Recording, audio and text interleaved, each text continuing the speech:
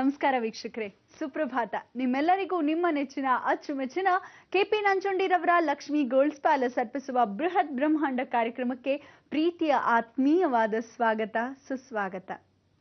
ಮುಕ್ಕೋಟಿ ದೇವತೆಗಳಿಗಿಂತ ಮಿಗಿಲು ತಾಯಿ ಎನ್ನಲು ಮೂರು ಲೋಕ ದೊಡೆಯ ನಿನಗೆ ಶರಣು ಎನ್ನುವನು ಅಂತ ಒಬ್ರು ಮಹಾಕವಿಗಳು ಹೇಳಿದ್ದಾರೆ. ಅಂದ್ರೆ ನಾವು ತಾಯಿನ ಪೂಜಿಸಿದ್ರೆ ಸಾಕು, ಮುಕ್ಕೋಟಿ ದೇವತೆಗಳು ಕೂಡ ನಮ್ಗೆ ನಮಸ್ತಾರಂತೆ.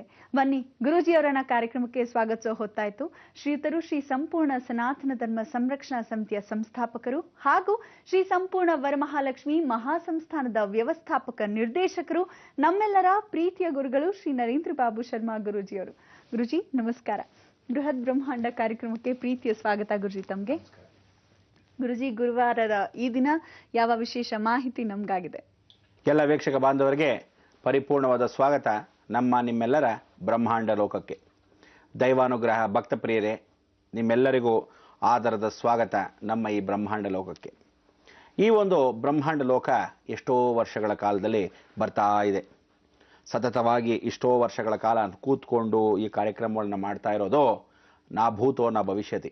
ಜಗತ್ತಲ್ಲಿ ಇಂಥ ಒಂದು ಕಾರ್ಯಕ್ರಮವನ್ನು ಯಶೋ ಕೀರ್ತಿ ಮುಖಾಂತರವಾಗಿ ಭಗವಂತನ ಕೃಪಾ ಕಟಾಕ್ಷದಿಂದ ಸಾಗ್ತಾ ಬಂದ್ವಿ. ಎಲ್ಲ ವಿಧವಾದ ವಿಚಾರಗಳನ್ನು ತಿಳ್ಕೊಂಡಿರತಕ್ಕಂಥ 5 ವರ್ಷಗಳ ಕಾಲದಲ್ಲಿ ಎಷ್ಟೋ ಮಹನೀಯರು ಬಂದು ಹೋಗಿರತಕ್ಕಂಥ ಈ ವಿಚಾರಗಳನ್ನು, ಎಷ್ಟೋ ವಿಚಾರಗಳು ಭಾರತ ಸಂಸ್ಕಾರದಲ್ಲಿ ಸನಾತನ ಧರ್ಮ ಮೌಲ್ಯಗಳನ್ನು ಎತ್ತಿ ಹಿಡಿದು ಇವತ್ತಿನ ಭಾರತ ಸಂಸ್ಕಾರವನ್ನು ಎಷ್ಟೋ ಮಟ್ಟಿಗೆ ಉಳಿಸಿದ್ದೀವಿ ಅನ್ನೋ ಹೆಮ್ಮೆ ನಮ್ಮದಾಗಿದೆ.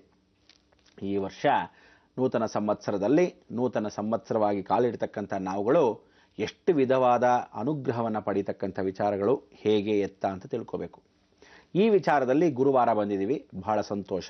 ನಿಮಗೆಲ್ಲ ಒಂದು ಶಕ್ತಿಯುತ ವಾತಾವರಣಗಳನ್ನು ತಿಳ್ಕೋಬೇಕು ಅಂತ ಹೇಳಿದ್ವಿ. ಆ ಶಕ್ತಿಯುತ ವಾತಾವರಣಗಳನ್ನು ತಿಳ್ಕೋಬೇಕಾದ ಸಮಯ ಬಂದ್ಬಿಡ್ತು. ಇವತ್ತು ನಿಯಮಾನುಷ್ಠಾನವಾಗಿ ಬರ್ತಕ್ಕಂಥ ವಿಚಾರಗಳು ಅಂದರೆ ಶಕ್ತಿ ಗಣಪತಿಯ ವ್ರತ ನಿರ್ಮಾಣ, ಅಂದರೆ ಶಕ್ತಿ ಗಣಪತಿಯ ವ್ರತ ಅಂತಕ್ಕಂಥದ್ದು ಇವತ್ತು ಮಾಡಲೇಬೇಕು ಅಂತ.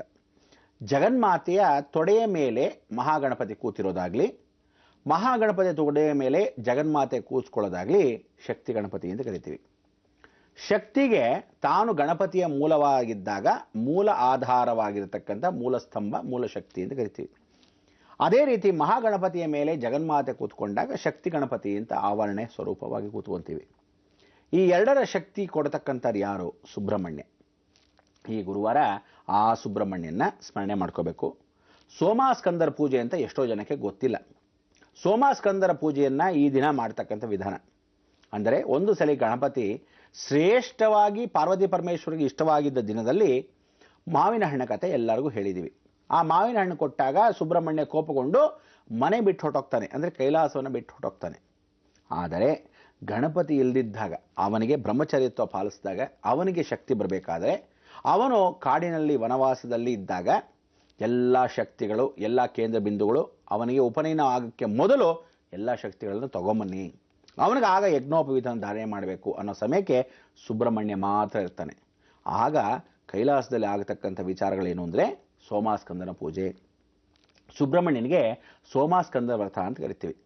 ಅದಕ್ಕೆ ಇವತ್ತಿನ ದಿವಸ ಗಣೇಶ ಸುಬ್ರಹ್ಮಣ್ಯ ಇಬ್ಬರ ಸಂಗಮವಾದ ದಿನ, ಗಣೇಶನಿಗೆ ಶಕ್ತಿ ಬಂದಿದ್ದ ದಿನ. ಅದಕ್ಕೆ ಶಕ್ತಿ ಗಣಪತಿ ಅಂತ ಅವನಿಗೆ ಸ್ಮರಣೆ ಆಯಿತು.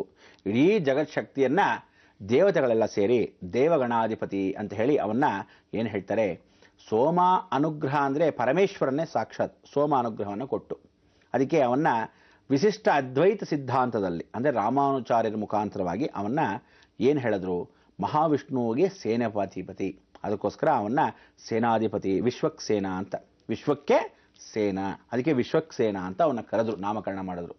ಅದೇ ರೀತಿಯಾಗಿ ಇವನು ಈಶ್ವರನ ಅಂಶವಲ್ಲಾಗಿದ್ದಾಗ, ಈಶ್ವರನ ಸ್ಕಂದವಾಗಿ ತಗೊಂಡಾಗ, ಈಶ್ವರನ ಶಕ್ತಿಗಳೆಲ್ಲ ಮಹಾಗಣಪತಿಗೆ ಬಂದಾಗ ಅವನಿಗೆ ಭೂತಗಣಾಧಿಪತಿಯೇ ನಮಃ.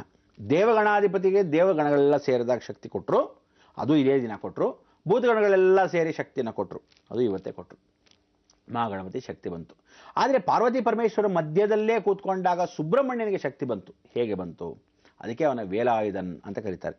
ವೇಲನ್ನು ಕೊಟ್ಟರು. ಇವತ್ತಿನ ದಿವಸ ಆ ವೇಲನ್ನು ಪರಿಪೂರ್ಣವಾಗಿ ಕೊಟ್ಟಿರತಕ್ಕಂಥ ಪಾರ್ವತಿ ಪರಮೇಶ್ವರರು ಎಂಥ ಒಂದು ಸಂಗಮ ಅಂದರೆ, ಪರಮೇಶ್ವರನೇ ಸ್ವತಃ ಸುಬ್ರಹ್ಮಣ್ಯನಿಗೆ ಒಂದು ಶಕ್ತಿಯನ್ನು ಕೊಡ್ತಾನೆ. ಪಾರ್ವತಿಯನ್ನು ವೇಲ ಆಗಿ ಮಾಡಿಕೊಂಡು ಅವನಿಗೆ ಸುಬ್ರಹ್ಮಣ್ಯನಿಗೆ ಒಪ್ಪಿಸ್ತಾನೆ. ಸುಬ್ರಹ್ಮಣ್ಯನಿಗೆ ಶಕ್ತಿ ವೇಲಾಯುಧನ್, ಶಕ್ತಿ ವೇಲ ಆಯುಧನ್. ಆ ವೇಲನ್ನು ಇಟ್ಕೊಂಡಾಗ ಅವನಿಗೆ ಶಕ್ತಿ ಬಂದಾಗ ಶಕ್ತಿ ವೇಲ ಆಯುಧನಾದ. ಇವತ್ತು 2 ಶಕ್ತಿಗಳ ಸೇರಿರ್ತಕ್ಕಂಥ ದಿನ. ಸುಬ್ರಹ್ಮಣ್ಯನಿಗೂ ಜಗನ್ಮಾತೆ ಸೇರಿದ ದಿನ, ಗಣೇಶನಿಗೂ ಜಗನ್ಮಾತೆ ಸೇರಿದ ದಿನ. ಅದಕ್ಕೆ ದಯವಿಟ್ಟು ಹೇಳ್ತಾ ಇದ್ದೀನಿ, ಇವತ್ತು ಆ ಜಗನ್ಮಾತೆಯ ಸ್ಮರಣೆಯನ್ನು ಮಾಡ್ಕೊಳ್ಳೋ ಶುಭ ದಿನ ಗುರುವಾರದಂದು. ಈ ದಿನ ಶಕ್ತಿ ಗಣಪತಿಯ ದರ್ಶನ, ಶಕ್ತಿ ಗಣಪತಿಯ ನಮಸ್ಕಾರ, ಅದಾದ ಮೇಲೆ ಸೋಮಾಸ್ಕಂದನಾಗಿರ್ತಕ್ಕಂಥ ಸುಬ್ರಹ್ಮಣ್ಯನಿಗೆ ಶಕ್ತಿ ಆ ಜಗನ್ಮಾತೆ ವೇಲಾಯುಧನ್. ಅದಕ್ಕೆ ಸ್ಕಂದ ವೇಲಾಯುಧನ್ ಆಗಿರ್ತಕ್ಕಂಥ ಅವನು ಬಹಳ ವಿಶೇಷವಾಗಿದೆ ಪೂಜೆ. 2 ಪೂಜೆಗಳು ಹೇಗೆ ಅಂತ ತಿಳಿಸ್ಕೊಡ್ತೀನಿ. ಶಕ್ತಿಗಳನ್ನ ಹೇಗೆ ಉಪಯೋಗಿಸ್ಬೇಕು ಅಂತ ಹೇಳ್ತೀನಿ. ನಿಮ್ಮ ಮನೆಯಲ್ಲಿ ಯಾರ್ಯಾರದ ಶಕ್ತಿ ಅಂತ ಹೇಳ್ತೀನಿ.